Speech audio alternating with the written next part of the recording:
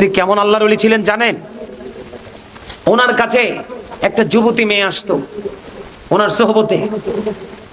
তো আসতো যে, তো আসা যাওয়া করতে করতে একদিন এক যুবক দেখছে মেয়েটাকে, অত্যন্ত রূপসী। মেয়েটাকে দেখে তার পছন্দ হইল। বহু চেষ্টা করতেছে মেয়েটার সাথে কথা বলার জন্য, কিন্তু ছেলেটার তো নজর পড়েছে মেয়ের দিকে, কিন্তু মেয়ের তো খেয়াল ছেলের দিকে না। মেয়ের তো খেয়াল হলো আল্লাহর ওলির উসিলা দিয়ে তার মাধ্যমে আল্লাহ পর্যন্ত পৌঁছানো। জোরে জোরে কন্যা সুবহানাল্লাহ। রাবিয়া বস্তির নাম শুনেন নাই? রাবিয়া বস্তি একজন নারী ছিলেন, উনি গরিব ছিলেন, ওনার ঘরে প্রদীপ নাই, কেমন করে আমল করবে? রাবিয়া বস্তির জীবনেতে এসেছে ওনার আঙ্গুলের মাথায় এমন ভাবে নূর ঝলকাচ্ছিল, ওনার নূরের এই আঙ্গুলের মাথা দিয়ে নূর চমকাচ্ছিল, আর ওই নূরের আলোতে তিনি ঘরে নামাজ পড়েছিলেন। জোরে জোরে কন্যা সুবহানাল্লাহ। আজকে বাংলাদেশে তো গজব কেন? মুসলমানের উপরে তো আল্লাহর গজব কেন? দেখেন নাই কয়দিন আগে 4.6 মাত্রার ভূমিকম্প আসতে, যে অপেক্ষায় থাকেন 8.9 মাত্রার ভূমিকম্প হবে, পুরো দুনিয়া ফ্ল্যাট করে ফেলবে। এটার মধ্যে বাংলাদেশও আছে। কিসের পাওয়ার দেখান, কিসের ক্ষমতা দেখান মিয়া?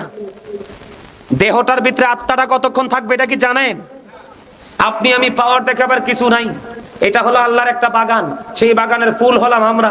আল্লাহ যেই কোনো মুহূর্তে ছিঁড়ে ফেলতে পারে, এটা আপনিও জানি না, পৃথিবীর কেউ জানে না।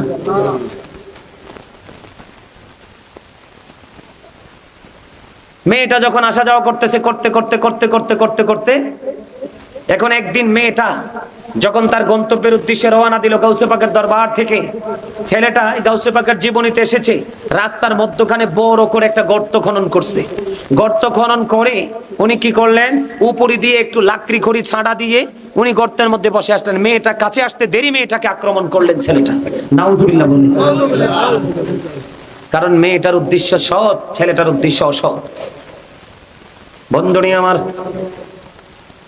বন্ধু, মেয়েটাকে যখন যুবক আঁকড়ে ধরলো নির্জন এক রাস্তার মধ্যখানে, মেয়েটা কোনো রাস্তা খুঁজে পায় না, তখন একটা ডাক দিলেন, ইয়া গাউসে পাক।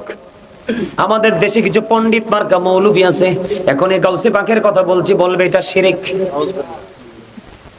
বলবে না?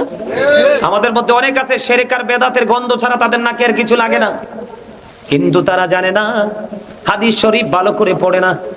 আল্লাহর ওলিদের হাত হয়ে যায় আল্লাহর কুদরতি হাত, আল্লাহর ওলিদের চোখ হয়ে যায় আল্লাহর কুদরতি চোখ, আল্লাহর ওলিদের পা হয়ে যায় আল্লাহর কুদরতি পা। ও বন্ধু, আল্লাহর ওলির মধ্যেই আছেন আল্লাহ। জোরে জোরে কন্যা সুবহানাল্লাহ। এই জন্য আল্লাহ বলেছেন, আমার প্রিয়র সাথে যুক্ত হও, আমার জান্নাতে চলে এসো।